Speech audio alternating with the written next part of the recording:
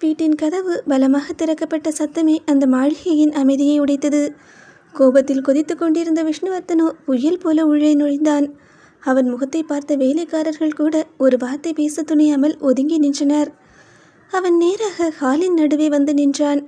அடுத்த நொடியே அருகிலிருந்த பூஜாடியை கையில் எடுத்து சுவரை நோக்கி வீசி எறிந்தான். அது சுக்குநூறாக உடைந்த அந்த சத்தம் வீடு முழுவதும் எதிரொலித்தது. ஆனாலும் அதோடு அவனது கோபம் அடங்கவில்லை. கையில் கிடைத்த பூந்தொட்டிகள், அலங்கார பொருட்கள், டீஃபாய் மீது இருந்த கண்ணாடி பாத்திரங்கள் என்று கண்ணில் பட்டதையெல்லாம் தூக்கி எறிய ஆரம்பித்தான் அவன். டேய், என்ன நினச்சிட்டு இருக்காவா? எவ்வளோ திமிரு இருந்தா எம்எல்ஏ இப்படி ஒரு பழி போடுவா என்று பற்களை கடித்தபடி கத்தினான் விஷ்ணுவர்த்தன். அவனது மார்பு வேகமாக ஏறி இறங்கியது. இல்லை, இந்த விஷ்ணு யாருன்னு தெரியாமல் விளையாடிட்டா. அருகிலிருந்த சோஃபாவை காலால் ஓங்கி உதித்தான்.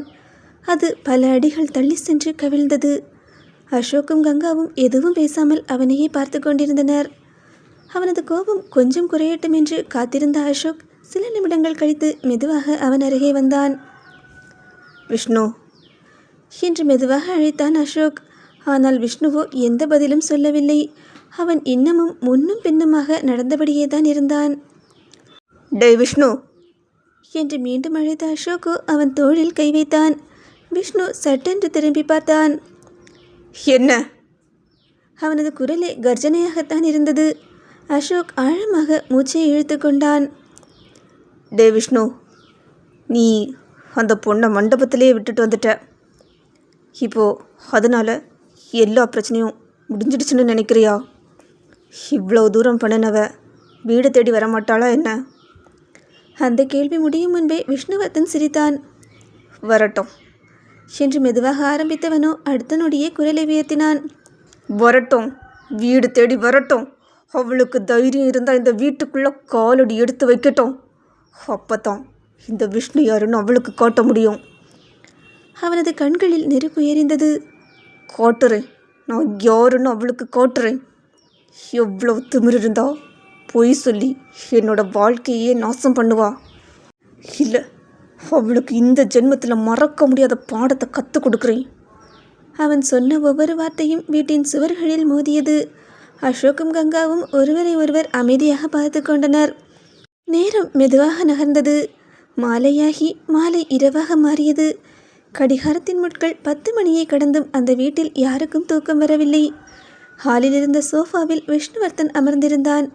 அவனுக்கு எதிரே அசோக்கும் கங்காவும் அமைதியாக அமர்ந்திருந்தனர். அவ்வப்போது விஷ்ணுவர்த்தனின் பார்வை கதவை நோக்கி சென்றது. ஒரு வாகனத்தின் சிறு சத்தம் கேட்டாலும் கூட அவன் தன்னையும் அறியாமல் கதவை நோக்கி திரும்பினான். ஆனால் இது அவள் இல்லை. மண்டபத்திலிருந்தும் எந்த தகவலும் வரவில்லை.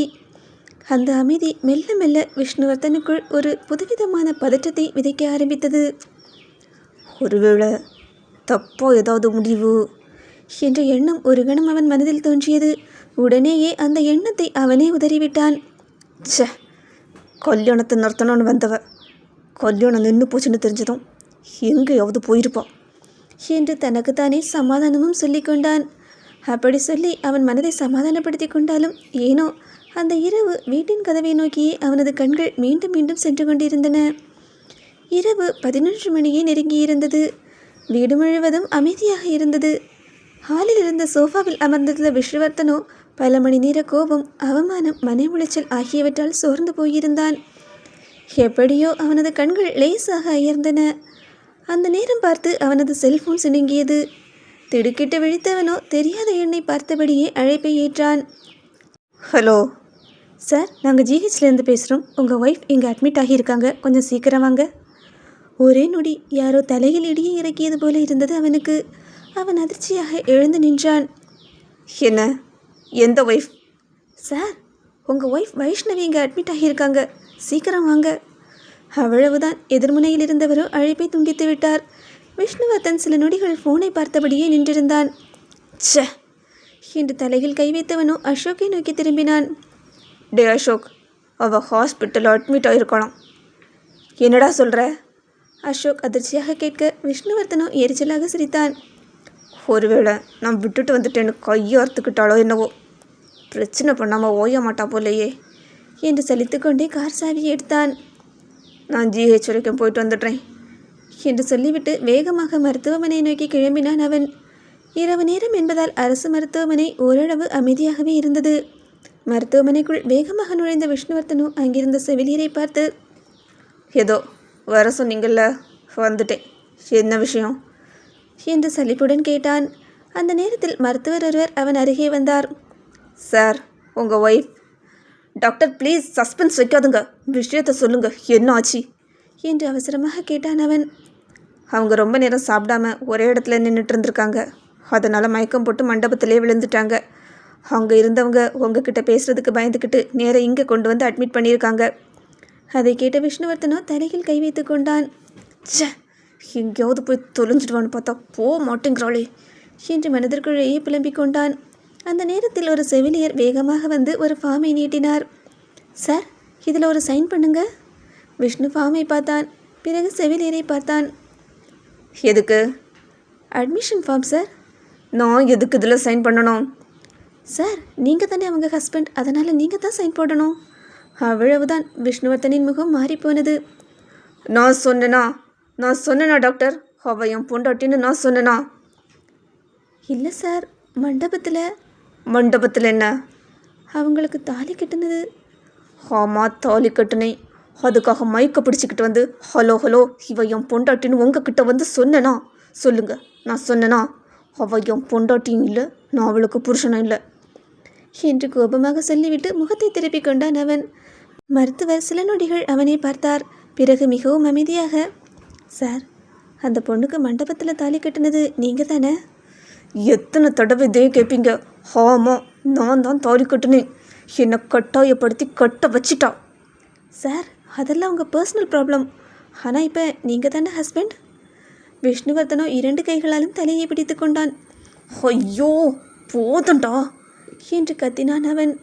அவன் கத்துவதை கேட்ட மருத்துவரோ அருகிலிருந்த செவிலியரிடம் மெதுவாக, சிஸ்டர், சார் ஏதோ மென்டலி ஸ்ட்ரெஸ்ஸாக இருக்கார் போல், கொஞ்ச நேரம் ஃப்ரீயாக விட்டால் சரியாயிடுவார் என்று சொல்ல அந்த வார்த்தைகள் விஷ்ணுவர்த்தனின் காதில் வந்து விழுந்தது. அவன் மின்னல் வேகத்தில் மருத்துவரை நெருங்கினான். என்னையா, இப்போ என்னைய நீ பைத்தியம்னு சொல்கிறியா? மருத்துவரோ பதறிப்போனார்.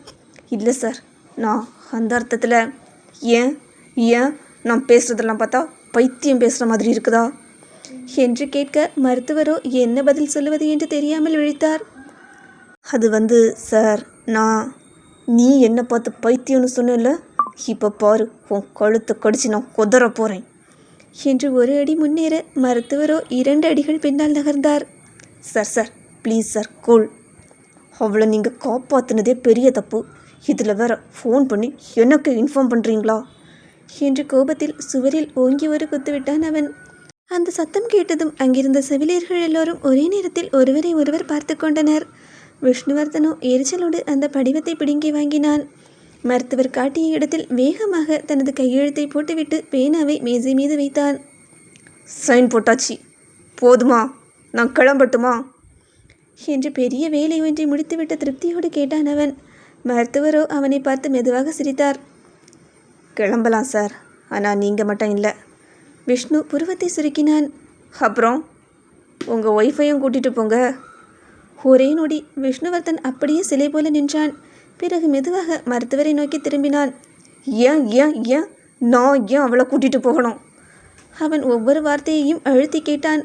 மருத்துவரோ உடனே 2 கைகளையும் கூப்பிக்கொண்டார். சார், இது கவர்மெண்ட் ஹாஸ்பிட்டல், ஸ்பெஷல் ரூம் எதுவும் இல்லை. வெளியே நிறைய பேஷண்ட்ஸ் வெயிட்டிங்கில் இருக்காங்க.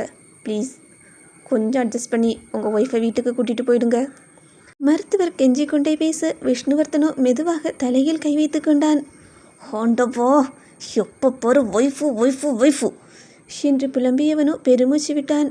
பிறகு மெதுவாக திரும்பி அங்கே அந்த பிரிவில் படுத்திருந்த வைஷ்ணவியை நோக்கி பார்த்தான். அவளோ அமைதியாக கண்களை மூடிப்படுத்தியிருந்தாள். அவள் முகத்தில் எந்த பதற்றமும் இல்லை. ஆனால் அவளை பார்த்து கொண்டிருந்த விஷ்ணுவர்த்தனின் கண்களில் மட்டும் ஆத்திரம் கொழுந்து விட்டு எரிந்தது. இன்னைக்கு நீ செத்தடி மவளை, என்கிட்ட மாட்டிக்கிட்டல, இனிமே உன்னை நான் பார்த்துக்கிறேன் என்று சொல்லாமல் சொல்லும் பார்வையோடு அவளை வெறித்து பார்த்தபடி நின்றான் விஷ்ணுவர்த்தன்.